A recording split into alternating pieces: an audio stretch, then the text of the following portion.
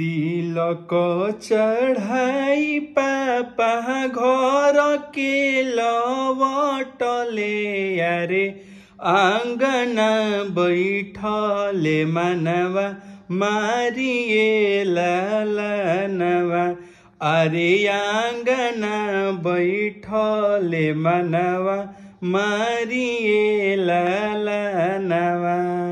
घर में से बोलेली बेटी हो कौन बेटी। अरे काहे पापा बैठी मनवा मारिए लालनवा।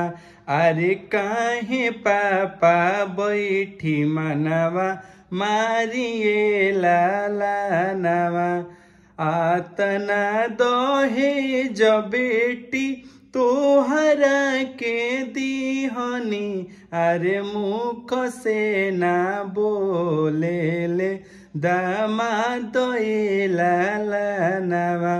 अरे मुख से ना बोले ले दामाद लालनवा। अरे कूलर जे दीहल पापा फ्रिजवा ना दीहल। अरे एही लागी रुसले दामाद लालनवा। अरे एही लागी रुसले दामाद लालनवा। आतना बचन जब सुनले कवन भैया चली भैले यारा बाजार लालनवा।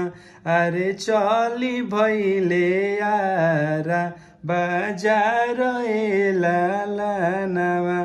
अरे कूलर खरीद जब दिहले कवन दुल्हा नई नई करे पड़ना लालनवा। अरे नई नई करे पड़ना लालनवा।